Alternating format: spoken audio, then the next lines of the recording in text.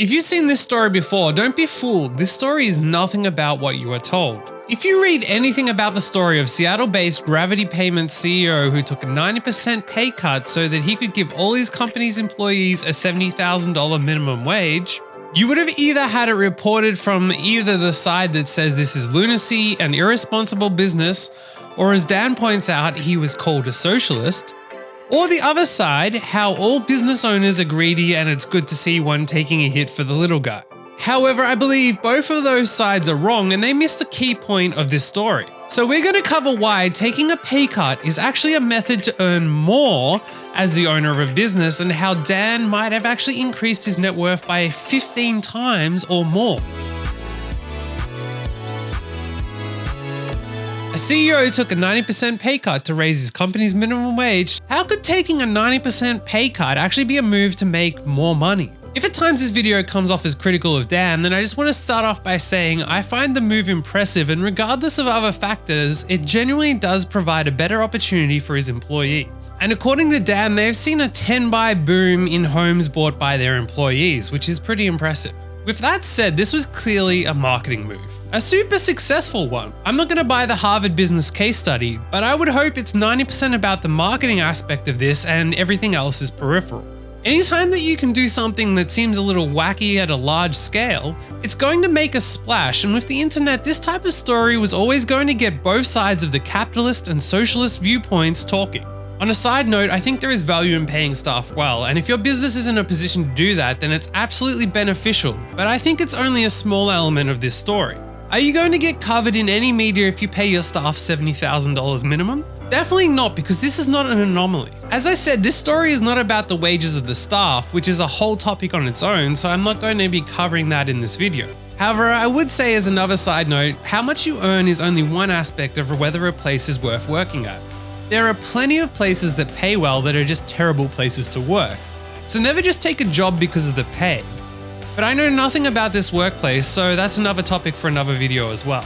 Also, anyone who has worked in senior positions would tell you that you usually earn a decent amount of your salary in bonuses or commissions. Or in some cases, people who are only on $50,000 salary actually earn $500,000 after their bonuses. Back to Dan Price, this was not a story publicized by his staff.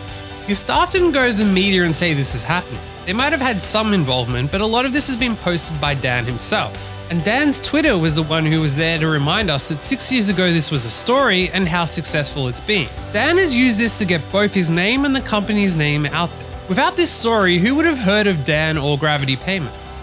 And now he's being covered in worldwide news and is studied as a business case at Harvard. The next problem with all of this is it's based on what Dan says. The company isn't public, so their numbers aren't public.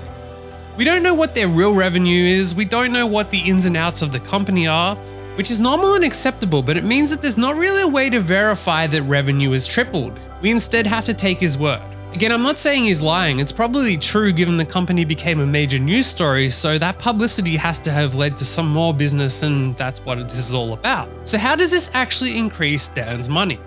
To understand this, you first need to understand that as the business founder and CEO, we can assume Dan still owns a majority of the company, but even if he only owns 20%, this would still apply. It's impossible to say what the company is worth given it's a private company, but tech companies are usually valued based on multiplying their revenue. The number is different based on different industries. According to Wikipedia, they're doing $4 million a month in revenue, which is $48 million a year. If revenue tripled, then they went from 1/3 of this, or $16 million, to $48 million.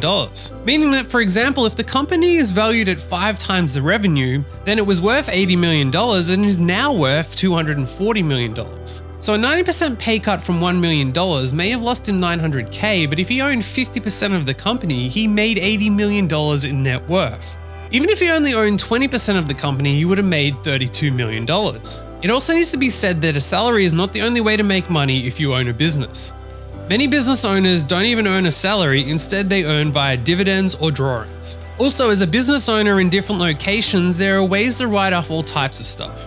Your internet, your computers, your phone, your car, your business meals out, coffees for meetings, and so on can all be business expenses in certain cases. In some cases, people own the building that the company rents for its offices, and so they make money through that as well. The lesson in all of this is that if you can come up with a unique way to operate a business, especially one that is controversial and will get people talking, then you can get a lot of free publicity and marketing out of such a move. So even if it appears to be a money-losing activity, you can make much more money from it.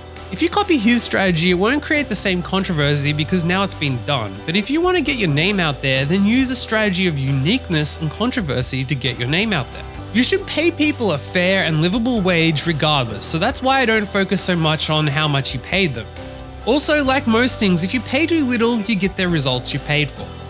Also, keep in mind there are a lot of people who get outraged to hear someone is underpaying staff. Meanwhile, they will happily buy stuff that is too cheap to be made on a fair wage, and then are surprised the items or services aren't made properly. Which appears to be the backstory here of Gravity Payments, where they paid people so little one had to work a second job at McDonald's.